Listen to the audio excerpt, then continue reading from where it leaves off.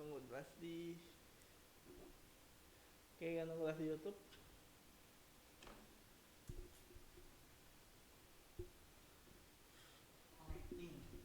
Connecting. Ya, connect dulu sampai YouTube-nya bagus. Oke, yuk kita go live. 1, 2, 3. Oke, bismillahirrahmanirrahim. Assalamualaikum warahmatullahi wabarakatuh. Halo teman-teman, sobat masalah semua. Terima kasih kembali teman-teman telah hadir di Ngosan Senja episode ke-16. Dan seperti biasa kami dari tim Masalah Akademi menemani teman-teman semua di masa-masa teman-teman ngabuburit sedang ingin berbuka puasa dan mungkin beberapa teman-teman berbagai macam ya cara berbuka puasanya. Ada yang mungkin olahraga, ada yang mungkin jalan-jalan, dan juga mungkin ada yang standby hari ini di depan rumah, di depan rumah kan tuh, di dalam rumah maksud gua, dalam rumah di Instagram live lagi memantangin episode Ngosan Senja ini. Nah, seperti biasa, setiap harinya gua kedatangan tamu spesial yang akan berbincang topik-topik yang insightful buat teman-teman semua, yang memberikan gambaran dan memberikan informasi yang pastinya insya Allah bermanfaat buat teman-teman semua. Dan di samping gua sudah ada namanya Teguh Chandra Rajasa. Assalamualaikum Chan. Waalaikumsalam. Waalaikumsalam warahmatullahi wabarakatuh. Nah, ini teman gua waktu lagi kuliah di IAIB, jurusan waktu itu BI ya Chan ya? Bisnis Islam. Bisnis Islam.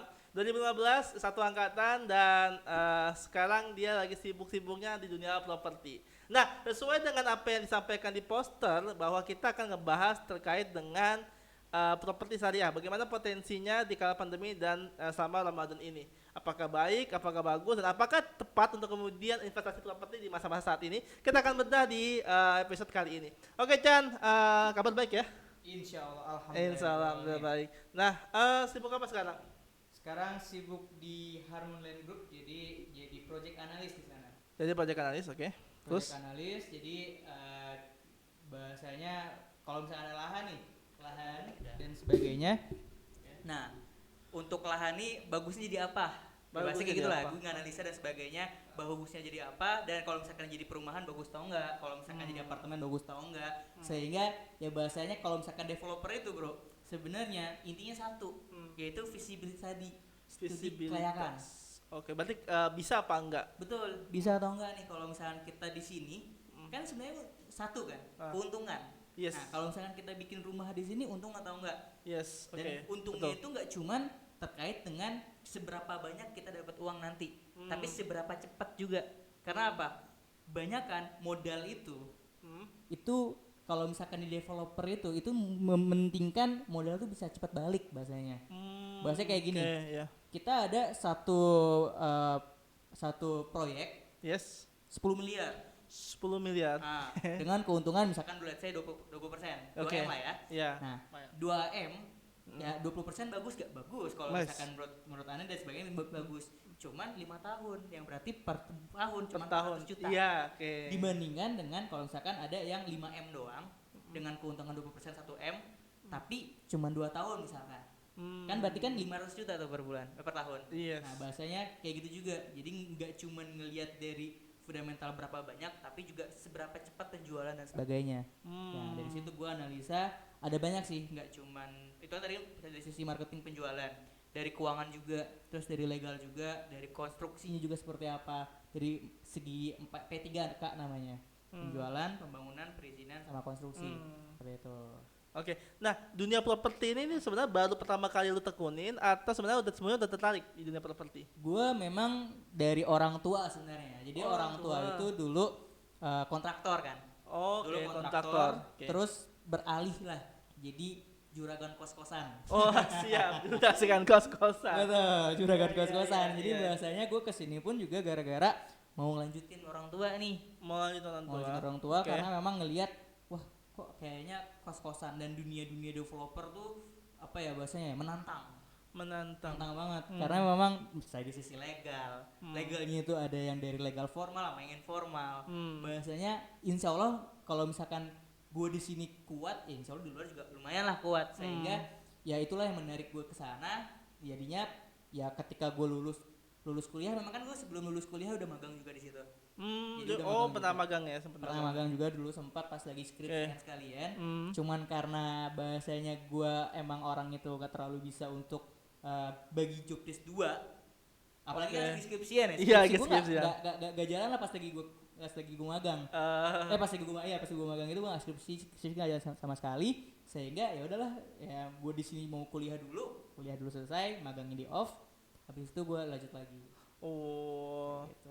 Ya, tapi alhamdulillah lulus tepat waktu ya. Alhamdulillah. 4 tahun. Batal. Terus itu udah ada penghasilan dari magang atau cuman sekedar magang biasa aja? Dari magang sebenarnya pas itu diiming-imingi lah, Iming-iming. iming-imingi. Dan pas gua selesai kayak nggak usah lah bang, ilmunya aja gua udah cukup tadinya kayak Oh, gitu. siap, mantap nih.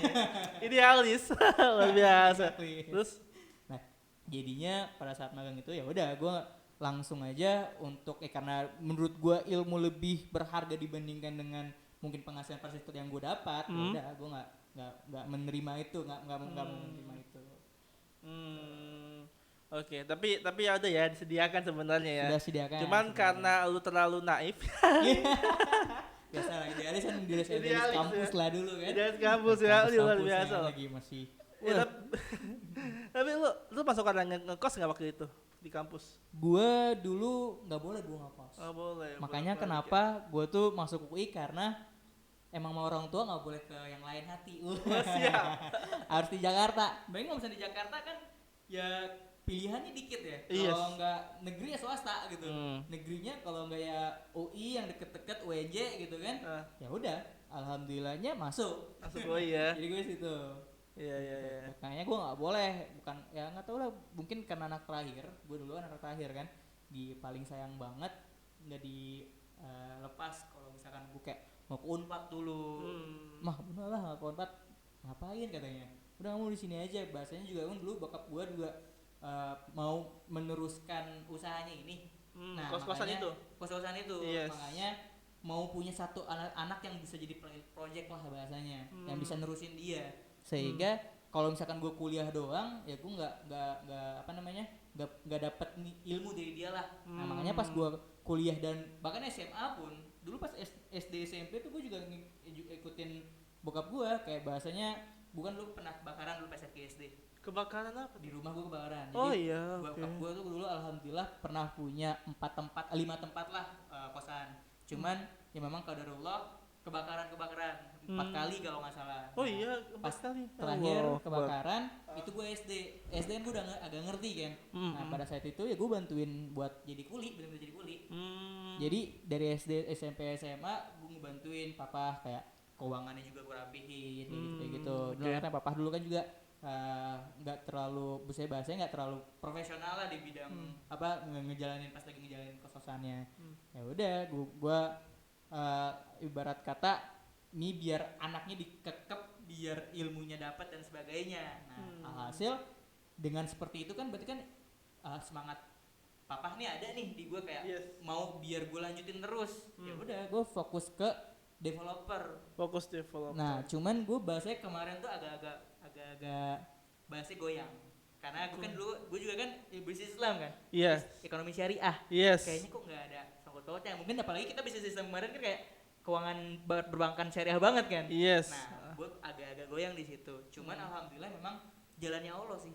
Karena sekarang ternyata gue tuh ditemuin sama namanya ada dana syariah kayak gitu kayak. Dana syariah. Jadi kayak bahasanya gue kerja sama mereka. Jadi keuangan syariahnya juga, developernya juga jadinya. Nah, gue jadinya lebih sekarang lagi fokus ke sana. Kayak gitu. Jadi pembiayaan yang akan dilakukan pada dana syariah dan sebagainya. Nah itu gue yang bahasanya gue yang screening lah. Jadi kayak kredit analis, project analis. Kayak gitu. Oke. Berarti ya ada bukan genetik ya, bahasa gue tuh kayak ada keturunan. Betul, ada keinginan untuk meneruskan dari orang tua. Iya. Itu. Ada jiwa-jiwa properti dari orang tua. Benar. Yang akhirnya sampai sekarang diturunkan dan lu sekarang bermain langsung di properti. Betul. Nah, pertanyaan gua selanjutnya adalah Lu sempet nggak magang di tempat lain yang properti atau hanya cuma di Harmony Line? Dulu pernah juga di BRI Syariah. BRI Syariah. Ah, Magang itu. magang di BRI Syariah. Oh. Dulu masih BRI Syariah namanya kan. Iya, BRI Jadi Syariah. PT Bank BRI Syariah itu masih baru IPO pas itu, pas Yes, baru awal IPO, 2018 atau 19 kalau nggak salah. 18 kalau nggak salah. Mm-mm. Nah, gue tuh dulu di HR-nya. HR, Di oke. HR-nya. Nah, jadi makanya kenapa dulu tuh sempet mau ke bank juga karena kan juga ya sesuai sama jurusan juga dan emang ya idealis ini juga. Ekonomi syariah. Padahal nggak cuma bank lo ya. Betul, Misalnya betul, itu nggak betul. cuma Padahal bank nggak lo. cuma bank, benar. Setuju banget. Keren. Gimana? Terus Nah, cuman ya cuman itu doang sih sama yang magang di sini aja. Setelah itu gua ya lebih sibuknya memang di kampus lah, dunia kampus kan. Dulu pernah jadi apa namanya himpunan jurusan. himpunan jurusan. Terus oke. proyek-proyek event-event organizer di kampus kayak gitulah. Nah, Yes, jadi yes. magang gue ya cuma itu dua doang. Karena juga kan kita nggak diwajibin kan dulu, nggak diwajibin untuk magang. Ya gue emang anaknya oportunis ya, nggak diwajibin ngapain juga gue banyak-banyak. Gue pikir kayak gitu. Cuman sekarang kayak wah sayang nih gue dulu nggak pernah ngerasain. Padahal salah satu apa namanya chance juga kalau misalkan gue dulu pernah magang tuh kayak pernah ngerasain lah bahasanya dan punya pengalaman lebih dan sebagainya kayak gitu. Jadi ya itu doang BRI Syariah sama yang di sini nih yang Harmony Land Group ini. BRI Syariah sama dengan oke. Nah, tahu Harmony Line dari mana waktu itu? Dulu dari teman gua. Temen Jadi lu? lucu nih teman gua nih, dia anak FE juga, FEUI juga, dia anak Yes. manajemen. Oh, manajemen. Manajemen. Oke. Jadi dulu tuh teman SMA dulu. Teman SMA satu bangku, satu jurusan kan DPS, satu kelas. Jadi dulu dia mau bisnis Islam. Gue yang mau manajemen. Yes, oke. Nah dari situlah Allah menemukan dari situ loh. Memang bisa aja ya, Iya. bahasanya ya segala hal tuh pasti ada hikmahnya dari Allah seperti Iya. apa kan. Ah. Nah dulu mau dipertemukan, gue tadinya mau manajemen, dia maunya bisnis Islam, malah kebalik. Dia yang manajemen, gue yang bisnis Islam. Nah Yes. namanya Kresna kalau misalnya Kresna. Kresna. Dari situ dia tadinya gue juga mau bikin startup sama dia tadinya. Bikin startup hampir sama dengan yang dia bikin sekarang. Yang dia kita kunjungi kali ini. Ya, Oke. hampir oke. sama, Iya. cuman ya apa namanya keburu ketemu sama ya kembali lagi ya itu channelnya Allah ya, Iya. ketemu sama Bang Vitor Bang tuh yang di Vitor. Harmony Land Group ini. Yes. CEO-nya. Nah ketemu sama Bang Vitor, akhirnya ya lanjutinnya ke Bang Vitor. Gue tadinya kayak bahasanya tar dulu ya Chan ya, biar dia dulu yang fokus ke sana. Ntar kalau misalkan ada lowongan atau apa ntar gue infoin kata dia. Alhasil ya pas lagi ada lowongan itu project analis itu ya gue yang di apa namanya yang di Di-hire ya? di hire dan mungkin ngelihat katanya sih bahasanya kan kalau misalnya project analis itu butuh orang yang struggle di lapangan iya, di dalam administrasi juga iya. Kan kalau bukan masih agak masih bisa nih kalau misalnya ngomong karena emang dulu udah sering kenal sama preman-preman cawang, anak cawang Iya, kan. mantap. Jadi Preman bahasanya cawang. ya gue ngomong sama preman juga santai dan sebagainya, ke lapangan bisa, tapi di dalam dengan komputer dan sebagainya gue juga masih bisa kan, masih visible sehingga dia melihat oh cocok nih. Ketemu lagi sekarang dan nggak tahu nih ntar katanya sih gue mau ditarik lagi ke Pramdana lagi. Oh, tadi ke Pramdana. Jadi bahasanya ketemu lagi sama dia dari tadinya mau bikin startup itu terus pisah terus ketemu lagi sekarang. Iya. Jalannya Allah tuh. Oke. Nah, sempat kepikiran di startup properti berarti ya? Bikin startup properti kayak tadi ya? Betul. Dengan Musab. Sekarang bahkan emang mau lanjutin juga kan ntar ke startup properti sana. Sana juga bahasanya kan gue nih sekalian apa namanya? Memang di project analis itu bagusnya tuh di pembiayaannya kan. Ketika gue tahu analisa project mana yang bagus, ya pasti insya Allah ketika itu bagus dan sebagainya ya ketika gue menjadi pembiayaan dan menjadi yang membiayai ya project-projectnya bagus dan insya Allah masih bisa untuk ngehandle untuk yang apa ngembalikin uangnya dan sebagainya kayak gitu. Oke. Nah sekarang di masa-masa sekarang nih proyeknya lagi banyak gak? Pandemi dan Ramadan khususnya nih. Khusus Ramadan nih ya. Ramadan dulu. Kalau khusus Ramadan sih untuk di bulan ini ya kalau proyekan dan sebagainya gue lihat ini sih bahasanya kalau misalkan orang-orang Islam tuh lebih apa sih bahasanya ya, lebih merasakan islamisasinya dan merasakan Gila keislaman. apa betul gimana? ideologi keislaman, nilai keislaman tuh pas lagi Ramadan kan. Yes. Yang mana gue lihat emang kayak blewah nih Hmm. pas lagi jangan zaman Ramadan kan blewah nggak terlalu disukain ya. Yes. Sarung gitu-gitu kan. Banyak marjan dan sebagainya, sirup-sirup atau apa. Nah, itu sama seperti di yang gue lihat di properti dana syariah nih. Properti dana syariah. Di dana syariah di mana dia syariah. Makanya pembiayaannya itu malah makin lah bahasanya. Makin turun ya, nih turun. Makin bagus. Oh, makin bagus. Makin bagus. Oh, jadi karena ada ini ya, karena ada value keislaman ya. Itu ada value keislaman itu, sehingga orang-orang ya mikir, oke, gue mau investasi secara syariah kayak gitulah. Jadinya malah naik. Project pun yang yang mengajukan dan sebagainya itu nggak ada penurunan. Cuman kalau gue secara developer, kalau ngomongin nggak cuma Ramadan ya, ngomongin secara pandemik dan sebagainya, memang bahasanya gue secara developer nih untuk konsumen dan sebagainya tuh akan agak penurunan di leads. Penurunan di apa? Leads. Oke, calon customer ya. Lead customer. Jadi customer yang tertarik akan developer gua itu agak turun. Oke. Tapi konversinya naik. Oh. Kalau dulu leadnya banyak, tapi cuma sekedar nanya. Iya, nanya dong ya. Berapa sih nih? Ya, sekedar mau tahu aja. Iya. Kalau sekarang karena bahasanya ya dimakin turun perekonomiannya, berarti kan yang nanya itu yang bener-bener mau beli rumah. Serius ya. Betul. Yes, serius. Okay. Yang mana konversinya berubah sehingga ketika gue lihat dari jumlah akad itu bahkan sama dibandingkan tahun sebelumnya. Tahun sebelumnya maksudnya di before pandemi atau masih di pandemi? Before pandemi. Maksudnya. Oke. Jadi gue itu pas lagi tahun 2020 kemarin dibandingkan 2019. Jumlah akadnya hampir sama, bahkan agak lebih banyak. Oh iya. Dan gue akuisisi lahan kemarin. Oh iya, wah biasa. Akuisisi lahannya itu dulu tuh gue pas gue masuk 2019 itu masih 19 lahan. Pas gue sekarang di pandemi itu gue ada 6 lahan baru. Bahasanya masih percayalah kita sebagai developer. Kenapa? Karena kita percaya bahwasanya nanti kedepannya orang-orang pasti kan masih membutuhkan rumah. Yes, betul.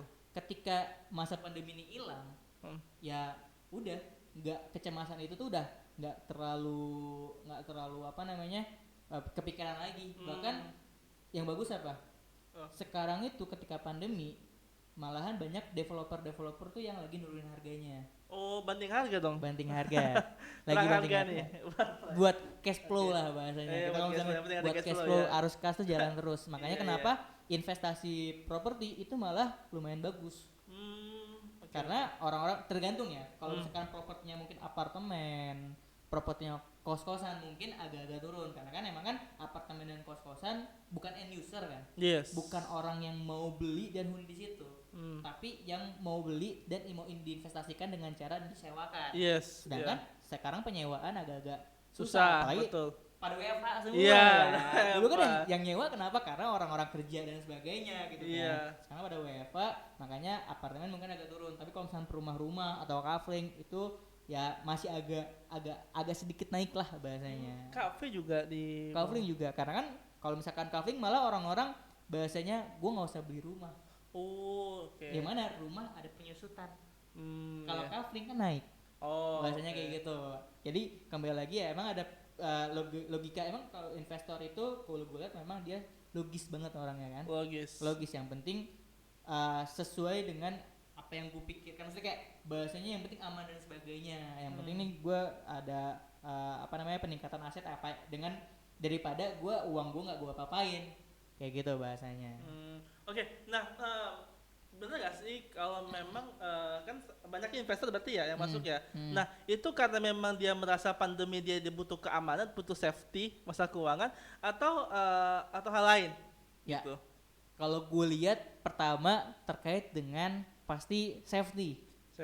Yang mana kalau misalkan memang ngelihat dari tren perumahannya, memang ternyata orang-orang yang mau beli rumah di daerah kayak sederhana, rumah-rumah sederhana yang 300 juta, 400 juta itu masih lumayan banyak. Seperti gue pun juga kalau yang jualan gue bilang tuh yang kata pas alifnya turun tapi efektivitasnya masih bagus, itu kebanyakan memang rumah-rumahnya rumah-rumah sederhana seperti itu, 300-400 juta. Sehingga dia aman merasa kan, dibandingkan yang apartemen dan sebagainya. Pertama betul. aman. Kedua, yang tadi gue bilang juga harga-harga lagi pada banting nih. Jadi bahasanya lagi diskon-diskonan ya. Makanya jadi orang-orang investor-investor ya bahasanya kayak saham-sahamnya juga kayak gitu kan. Wah, ini lagi pada turun-turun nih. Ya udahlah gue beli sekarang karena malah inilah waktunya untuk membeli. Kayak gitu. Sehingga ya investor-investor yang pikiran seperti itu. Apalagi kan memang dari dulu ya kita nggak bisa mungkin memang image bahwasanya tanah, properti dan sebagainya itu aman ya emang seperti itu kan. Apalagi kalau misalkan ngomongin tentang properti itu kan real. Yang mana ya lu punya rumahnya di situ emang bahasanya nggak kemana-mana. Penyusutannya bangunan bukan penyusutan tanah nggak bisa nyusut kan. Tanah dan sebagainya nggak bisa nyusut kayak gitu. Makanya ya disitulah kenapa investasi dan sebagainya properti itu naik kalau gue bilang seperti itu. Tapi masih ada nggak orang yang mau bikin apartemen, bikin kos-kosan gitu-gitu, masih ada nggak? Kemarin gue lihat ya di sini bro, aku nih boleh nih ya. Soalnya kan jauh banget ya, maksud gua lu lihat aja Kutek sekarang, Kukel sekarang kan Kosong. Iya. Bener. Nah, gimana, ada nggak sekarang? Kalau gue lihat ternyata masih ada bro, masih apartemen yang penjualannya masih bagus. Oh gitu, kenapa bisa? Gitu. Karena dia benar-benar ngomonginnya, jadi value-nya diubah sama dia. Dimana apartemennya itu pernah dengar gak yang namanya Soho? Belum. Small office, home office. Oh, small office sama. Nah, jadi apartemennya itu di-convert sama dia buat menyediakan gak cuman home doang, tapi office juga. Jadi bahasanya ketika lo WFH dan dia tuh bahasanya menggembur-gemburkan nih, CEO Twitter tuh bilang bahwasanya WFH itu selamanya. Terus Mark Zuckerberg gitu kan, CEO Facebook itu bilang 80% semuanya akan WFH. Nah, value-value seperti itu yang menyebabkan orang tuh masih percaya akan apartemen dan sebagainya dan kosan dan sebagainya. Tapi dia memang mengubah konsep dan harus menyediakan sarana itu karena memang comfortable living bahasanya sekarang. Comfortable living di mana mungkin tadinya kamar nih, cuman yang kasurnya bisa dinaikin, naikin terus ada meja di situ bisa jadi buat tempat dia kerja. Kayak gitu. Ternyata masih ada. Ya memang kan bahasanya Allah itu membedakan kesulitan ada kemudahannya kan. Betul. Gak semua apartemen hancur, enggak. Ada juga beberapa nggak taunya apartemen masih bagus. Kayak gitu. Cuman ya kembali lagi kepada kitanya yang melihat peluang seperti apa. Ada yang kayak gitu. Menarik ya, dalam artian emang gembor-gembor WFH kan jadi masif banget dan setiap kantor ya nggak mungkin nggak WFH lah. Pasti ada yang WFH, apalagi masih sekarang. Dan mungkin saja karena gue juga tipe orang yang kalau di rumah kerja itu nggak fokus. Ya kan? Kerja itu nggak fokus, jadi biasanya butuh tempat. Butuh tempat kan, butuh tempat nyaman, comfort sehingga gue bisa kerja dengan bagus, dengan baik. Ya. Dan biasanya coworking kan, biasanya coworking kan. Sekarang dibuat dalam bentuk smart home. Smart office. Home office. Jadi rumah itu berasa kayak kantor ya, sehingga kita bisa lebih fokus buat kerja gitu ya. Jadi bisa fokus buat kerja dan ketika bahasanya pas lagi virtual meeting dan sebagainya nggak usah pakai background lagi. Emang backgroundnya itu kantor. Gitu. Ya kan benar kan, emang kan di tempat kantor di situ. Makanya sekarang pun nggak taunya nggak cuma apartemen doang, banyak juga rumah-rumah yang dibentuknya seperti itu juga. Jadi menyediakan office di rumahnya gitu. Dan itu lagi rame banget. Banyak yang bahasanya ada kayak di BSD sana main kayak gitu. Dari 300 rumah ludes 2 bulan. Oh iya, 300 rumah ludes 2 bulan. Wow, berapa harga satu rumah? Berapa harga satu rumah? 1,5 M. 1,5 M, Masya Allah. Jadi bahasanya enggak semuanya itu benar-benar tiarap.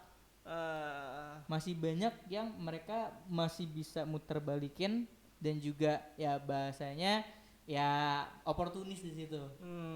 Melihat peluang yang ada sehingga ya bisa dikondisikan bahasanya. Kayak Oke, gitu. ini menarik ya, gue nggak ada ya. I mean, eh orang kepikiran senekat itu.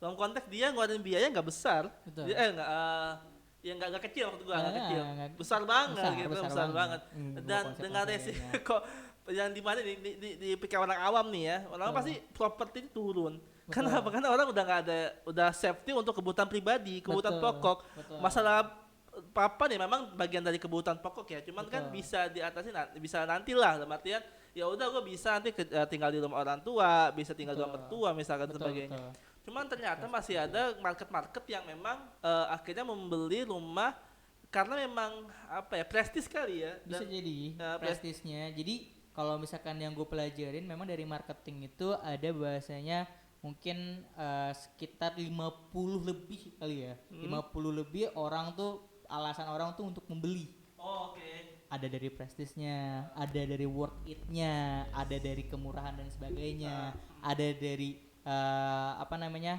proyek prospektivitas kedepannya seperti apa. Memang banyak. Nah itu dia yang harus kita combine sehingga ya mau ada kondisi apapun kita tetap maju, karena memang kalau misalkan yang gue baca di bukunya Great to be Good to be Great, Good to be Great, itu bahasanya mereka tuh perusahaan-perusahaan yang berjalan di ambang kematian. Yes, Ya kan? udah mati. Dimana ya yang lain pada turun, dia naik sendiri gitu kan. Kayak ada salah satu maskapai pesawat terbang nih kan, dijelasin di situ. Dimana emang pesawat terbang pas itu pada turun semua, tapi ternyata dia omsetnya sama dengan seluruh omset maskapai pesawat terbang di dunia. Oke. Nah karena mereka melihat peluang sama nih. Kita emang sebenarnya kalau nggak bisa gue pungkirin, memang ya properti emang secara besar, secara umum turun pas lagi pandemi. Yes. Tadi kan gue bilang leadsnya turun. Yes. Tapi kita melihat lagi nih bagaimana caranya untuk mengkondisikan dan sebagainya biar orang itu tetap tertarik, karena bahasanya kan orang itu membeli itu secara emosional juga. Yes, betul. Kayak gitu kan, walaupun balik ada worth it dan sebagainya. Bisa jadi dengan cara, ada kemarin ngelihat di beberapa perumahan tuh apa, jadi di ngebebasin cicilan selama 2 tahun. Bebasin cicilan 2 tahun. Oke. Bisa jadi kan? Iya. Dimana ya mungkin orang takut nih, yaudah kita bebasin dulu deh cicilan 2 tahun. Oh, jadi dia bisa tinggal situ dengan tenang. Betul. Yang 2 tahun insya Allah pandemi ya, insya Allah udah inilah. Iya, udah asumsinya selesai, gitu. asumsinya seperti itu. Iya, Bahkan iya. sekarang pun kayak di KPR sekarang cuma 3%, 4%, kecil-kecil dan kayak gitu. Okay. Itu was stimulus dari pemerintah biar properti naik lagi nih, di boost lagi. Terus ada juga yang beberapa bahasanya kayak anjak beranjak. Jadi bahasanya apa namanya tuh, cicilan 3 tahun pertama kecil. Di tahun keempat kelima baru di ini lagi apa namanya, normal lagi. Kenapa? Karena biar orang-orang tuh berpikiran kan sekarang gaji lu mungkin segini, tapi ke depan 4 tahun ke depan kita nggak tahu, bisa jadi pasti ya naik lah secara dengan inflasi dan sebagainya. Kayak gitu ya. Itu apa namanya tuh cara-cara mereka promosi untuk menggait seperti itu. Iya. Kayak gitu. Menarik, 2 tahun gratis tuh dibuat nyaman dulu, aman dulu, penting masuk dulu. 2 tahun setelahnya lu bikin atau gimana bayarnya tuh. 2 tahun nggak tahu, belum dapet nih. Iya, bahaya. Itu resiko parah buat si developer atau buat si ya penyedia properti ketika dia harus menggunakan marketing seperti itu. Tahu nggak kenapa? Karena developer properti itu sebenarnya aman, karena dia biasanya kalau kayak gitu pakai KPR kan. Ketika KPR biasanya kita 6 bulan tuh rumah jadi 6 bulan dan sebagainya itu udah cair uang kita. Jadi developer tuh sebenarnya udah aman. Iya. Tinggal bank nih. Nah cuman kan bahasanya bank ini makanya kenapa plafonnya agak-agak nggak terlalu banyak, nggak terlalu tinggi kan.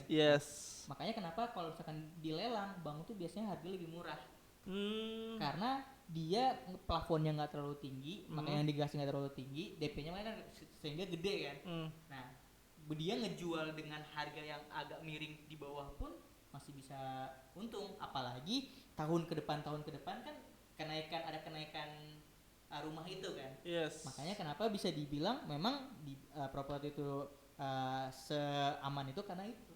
Hmm. Ya masalah properti cuma satu, nggak liquid aja itu. Nggak liquid, Nggak nggak cepet cair aja ya. Susah cairnya. Cairnya. Nah, cuman kalau misalkan terkait dengan nilai, fundamental dan sebagainya itu aman. Aman ya. Disitulah keunggulan properti. Ada keunggulan, ada ke ini kan. Ya, Ada resikonya masing-masing kan. Kalau Yes. misalkan memang maunya yang liquid ya nggak di properti. Mungkin ada, makanya sekarang lagi ngebentuk namanya equity crowdfunding tuh. equity crowdfunding. Nah, jadi di bidang properti tapi biar liquid pakai bahasanya kayak sukuk gitu kan. Nah, sukuknya itu bisa diperjualbelikan. Oh, Nah, itu iya, lagi digodok-godok nih sama OJK dan sebagainya. Oh. Kayak gitu. Bahasanya memang ya biar nggak terlalu susah kalau misalkan orang mau properti tapi nggak liquid kayak gitu.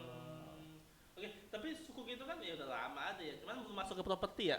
Belum terlalu masuk. Oh. Bahkan properti perusahaan-perusahaan gede itu masih belum terlalu main ke sana. Oh. Kayak gitu. Belum main ke sana. Apa mainnya di obligasi? Apa enggak juga? Atau gimana? Mainnya kalau misalnya perusahaan-perusahaan gede biasanya memang di bank Bank. langsung. Perusahaan-perusahaan gede developer tuh bank, karena kan gini, developer itu nggak mau yang namanya diburu-buru sebenarnya. Diburu-buru sama? Diburu-buru sama investor. Oh, kayak Jadi dikejar-kejar sebenarnya berarti ya karena nggak mau. apalagi developer properti kan lama kan. Yes. Kalau misalkan cuma setahun 2 tahun kan agak susah. Iya. Nah, makanya biasanya kalau misalkan mereka untuk aman tuh yang oke nggak apa-apa kalau misalkan gua bayar cepet tapi bunganya atau returnnya agak kecil. Kayak dia main kalau misalkan perusahaan-perusahaan gede mainnya ke bank, karena kan bank ya 6%, 7% apa returnnya nggak terlalu gede kan. Jadi setahun nggak apa-apa masih bisa. Kayak gitu. Jadi ya untuk sukuk ini masih belum awam lah kalau misalkan perusahaan-perusahaan gede. Gitu. Nah, sekarang itu pun juga apa namanya, sukuknya kan kayak nanti kedepannya akan retail dan gak terlalu mahal. Kayak cuman 7 miliar bisa dan sebagainya. Nah, itu pakai equity crowdfunding itu, pakai fintech itu. Kayak fintech ya. Dan Dan itu mau di melakukan sama Pramdana. betul itu Oh. Pramdana. Oke. Nah, biasanya kan properti identik dengan investor-investor kelas kakap. Yap. Kelas atas, ya nggak sih? Betul. Dan kita yang milenial tuh jadi minder gitu. Gue mau invest properti tapi properti bro harganya Uangnya miliaran, mana? uangnya kemana nih? Gitu. Ini ada nggak sih sarana buat invest buat properti khususnya buat milenial atau emang nggak ada, cuma untuk kelas kakap doang? Ada Oh ada. yang tadi gue bilang ini nggak apa-apa ya. Nggak Gua apa. sekalian deh. Nggak apa santai aja. Namanya ada Dana Syariah Indonesia. Syariah Indonesia. Ada mungkin LandX juga ada. LandX. Jadi LandX itu gimana? punya Andika Soloputra ya? Betul. Jadi bahasanya dia tuh seharusnya kan kalau misalkan properti kan mahal, kayak tadi bilang mahal kan. Ya ibarat kata nih kalau misalkan bikin suatu feasibility studies, modal paling kecil nih 500 juta harus ada. Enggak, ini buat investornya modal minimal 500 juta buat Modal invest. untuk enggak modal kita Oh, sebagai modal developer. kita. Oke, investor 500 juta, kalap. Enggak lah. Nah, cuman kan orang nggak mungkin dong.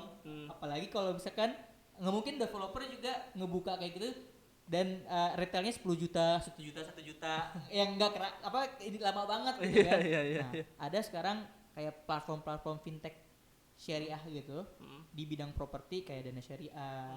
Mungkin tadi ntar ada namanya Pramdana, di mana kayak retail bisa 1 juta, 2 juta, di mana OJK ya boleh memaksimalkan memang satu nama itu 2 miliar gitu loh. Satu nama maksimal 2 miliar. Maksimal ke developer. Dan untuk di sana itu 1 juta per minimal ininya. Minimal 1 juta, Minimal biayaannya. maksimal 1 miliar. Maksimal 2 miliar ininya. Oh, maksimal 2 miliar Nah, tadi. dan returnnya lumayan bagus. Sekitar 15 ya kalau misalnya NX kayak 8% sampai 15 sampai 18% Wow, per tahun. 1 juta ya sebentar 1.000 sih. 180.000. 1 juta. Kalau 10 juta 1,8 juta. Iya benar-benar. Lumayan. 1,5% per bulan lah bahasanya. Iya. Nah, itu di retail sama dia memang. Jadi bahasanya kayak crowdfunding kan. Yes. Nge-crowd dana, menghimpun dana, dananya udah ada, dikasih ke developer untuk dikelola. Kayak gitu. Nah, jadi yang mau yang kecil-kecil nggak apa-apa, bisa buat nyoba-nyoba gitu kan. Apalagi ya daripada kalau misalkan langsung ke developer kan nggak mungkin diterima kan. Ngapain investasi 10 juta? Gak ada gue bayarin kayak gitu kan. Gue juga punya ya. Gak punya. Nah, Oke. makanya disitulah kita membuat suatu platform di mana kan kalau platform kan IT banget kan, Yes, tinggal IT teknologi banget kan, nggak Yes. terlalu capek lah, tinggal ya udah ayo transfer ke sini aja ke suatu nomor rekening virtual account dan sebagainya. Iya.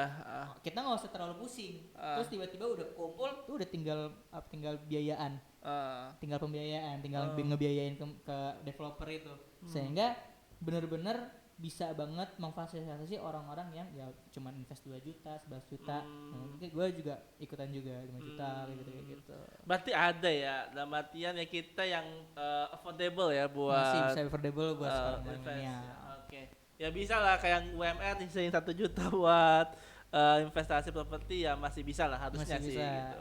Nah, Chan, tadi kan kita bahas soal properti syariah ya. Mungkin ada beberapa teman-teman yang belum tahu apa sih bedanya properti syariah sama properti yang konvensional. Oke, bedanya properti syariah dengan yang properti konvensional. Ini kalau misalkan gue lihat memang properti syariah itu selalu ya bahasnya akad-akadnya itu kan akad-akad yang pasti syariah. Ya secara apa namanya asasnya, secara berlandasnya pasti kayak gitu kan. Yes. Umumnya pasti kalau misalnya yang namanya ekonomi syariah atau dan syariah pasti berdasarkan syariah. Yes. Kayak gitu. Nah, dimana properti syariah pun seperti itu. Makanya biasanya kalau misalkan yang non syariah konvensional itu ya akad-akadnya utang piutang. Langsung KPR ke bank konvensional yang mana itu hutang piutang di situ. Yes. Bukan kalau misalkan di properti syariah kan jual beli kan bahasanya kan.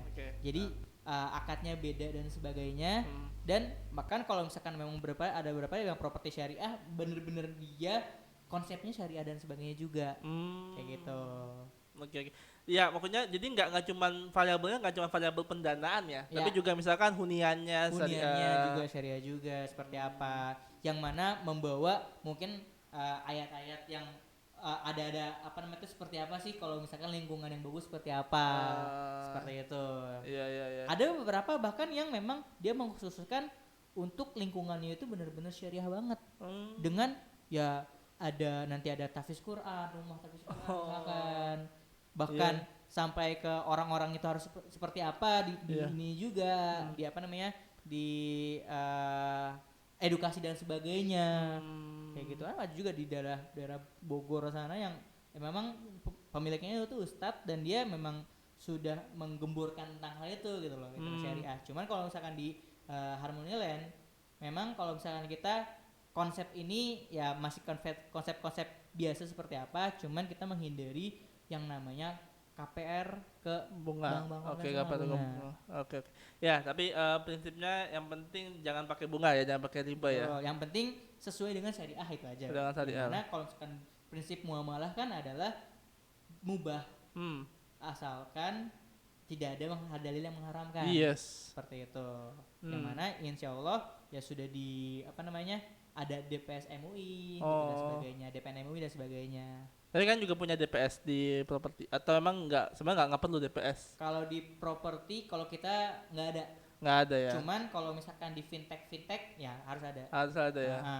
Karena memang dia harus ada dari DSN MUI juga yang memutuskan apakah memang syariah atau tidaknya. Kayak gitu. Kalau misalkan di properti enggak, karena kan kita juga kalau misalkan di perusahaan gue tuh nggak ada yang langsung nyicil ke developer, belum ada. Nggak ada sedikit kayak bahasanya kayak gitu, sehingga ya alhamdulillahnya gua pun karena ketika di sana ya gua ngeliat alhamdulillah masih sesuai dengan syariah semuanya.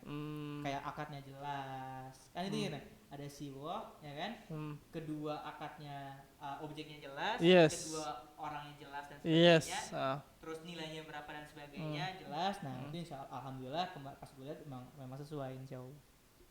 Sangat sesuai ya. Jadi Pramdana pun juga demikian ya. Insya Allah. Ini kan juga kita harus ada ya selain dari OJK juga harus ada dari DSN kan. Kayak gitu.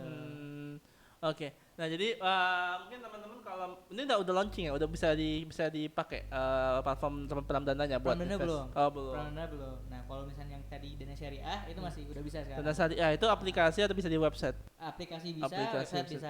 Oke. Nah itu bisa langsung properti ya. Itu langsung di bawah Harmony Land atau dia sebenarnya bisa ke properti mana aja? Itu bisa ke properti mana aja karena memang ternyata nggak boleh Nggak boleh fokus ke satu. Nggak boleh satu fokus ke satu. Maksimal 10% Maksimal 10%. pembiayaan. Oh. Dari seluruh pembiayaan maksimal 10% ke Jatah satu buat perusahaan. si ini ya, si Betul. vendor ya. Dan Oh, emang oke. kan kalau DSI ini kan Dana Syariah Indonesia ini pun bukannya vendornya si Harmoni kan. Jadi beda ini. Oke, tapi next ke depan Pramdana yang bakal ini ya, yang Betul. bakal apa ya? Mungkin jadi ini memindahkan tugas dana syariah ya jadinya. Atau sebenarnya beda ini. Beda ini. Oh, Kalau beda ini. Aneh bilang sih mungkin akan ada sinergi selanjutnya seperti apa. Oh, Kayak gitu. Tapi yang jelas beda ini ya. So kalau mau diinvest so far kalau diinvest properti bisa langsung ke dana syariah aja ya. Betul. Return di Harmonian berapa? Apanya? Return investasinya. Return investasinya kalau misalkan ke Harmoni langsung itu sekitar 25% per tahun. 25%. Gede juga, Bro. Hah? Gede juga ya. Berarti Gede juga. per bulan sekitar satuan ya? 2%. Kan 12 kan? Oh iya, 12, Iya. 2%. 2%. Sebulan 2%. Lumayan Iya, ya. Lumayan. Bisa emang rata-rata segitu atau emang Harmonium punya power sendiri untuk margin? Karena memang kita udah membahasnya pas lagi perencanaan, kita memang sudah fokus untuk cost of fund tuh sekitar segitu bahasanya, sehingga untung kita tuh sebenarnya terjaga bahasanya dengan cost of fund segitu itu udah untung banget karena biasanya memang di kita dulu 30%, Oh, 30%. gede Jadi banget. 20% tuh udah murah. Udah Di murah kita. ya. Iya. Ya, paling kan tetap bisa jalan lah ya. Betul. Dan si investor masih bisa untuk menikmati hasil return investasinya. Betul. Oke, jam terakhir udah 17.44 dan yang gua tahu maghrib itu sekitar jam 17.47. Nah, 3 menit terakhir buat closing statement dari lu, khususnya buat mereka-mereka yang mungkin masih berpikir properti syariah itu masih semacam masih khawatir lah atau masih berpikir-pikir apa iya gua investasi properti apa enggak gitu. Dan ya khususnya buat ya kebanyakan di sini kan kaum milenial ya. Advice buat mereka ketika investasi di properti itu seperti apa kayak gitu. Oke. Bismillahirrahmanirrahim. Kalau misalkan menurut gua memang bahasanya kayak gini. Kalau misalkan kata Warren Buffett, memang di properti itu adalah suatu investasi yang paling aman. Investasi paling aman. Dimana? Padahal Warren Buffett saham bro. Apa? Saham kan. Warren Buffett kan kebanyakan di saham. Aman, gue bilang aman. Aman. Bukan yang profitable. Oh, tapi oke. yang paling aman. Iya, siap. Oke, paling aman. Yang paling aman, bukan Iya, yang paling iya, profitable. Iya. Dimana kalau misalkan saham ya orang yang harus ngerti kan. Iya, kalau nggak terjun ya, bebas. Volatilnya murah banget apalagi zaman sekarang. Iya, betul. Kalau misalkan lu nggak ngerti jadinya malah goror. Iya, benar. Jadinya judi di situ. Yes, oke. Bisa jadi kan? Malah jadinya spekulasi banget. Harus ngerti dan sebagainya. Yes. Properti ini kalau misalnya orang bilang dia paling aman, bahkan ada beberapa bilang nggak ada satupun orang yang sukses itu nggak main properti. Oh, oke. Pasti main properti. Karena apa? Kembali lagi, don't put your egg in one basket. Oke. Karena apa? Kalau misalkan yang gue tahu, memang kenapa orang-orang itu bisa mendapatkan keuntungan 50%, 70%, bahkan 500% dan sebagainya. Karena apa? Satu, kekuatan untuk nge-hold suatu pembiayaan. Ketika lu punya yang gampang liquid, itu malah salah satu chance-nya gede banget untuk ya kalau misalnya 50%, bahkan 20% aja kayak 20% nih, udahlah dilikutin. Tapi kalau misalnya properti karena susah, lu bahasanya ya kadang-kadang malah jadi lupa. Oh iya, gue ada properti di situ. Oh iya. Gitu. Kejaga. Ya. Dan developer pun itu sebenarnya masih aman, gue bilang. Kayak tadi gue bilang kan, kita ngasih 25% itu masih aman. Kenapa 25% masih aman? Karena memang keuntungan kita sebenarnya kalau misalkan memang dari awal lahan sampai ya kayak lahan masih kosong sampai kita buat itu bisa berkali-kali lipat sebenarnya. Makanya kenapa developer itu masih nggak apa-apa lah untuk ngasih uang banyak. Makanya PPN sebenarnya 10% dan sebagainya itu masih dapat karena memang kalau misalkan memang lahannya itu masih kosong itu bisa kita naikin jadi 3 kali lipat, 5 kali lipat.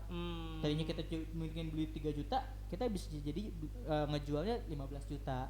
Oke. Sehingga aman banget untuk developer pun. Aman banget. Seperti itu. Jadi untuk kedua pihak dari investor insya Allah aman seperti itu. Dari developer pun ya masih menyakupi. Cuman memang developer perusahaan itu properti itu tricky. Yang mana memang harus pengalaman dan konsistensi dari sisi project manajemennya.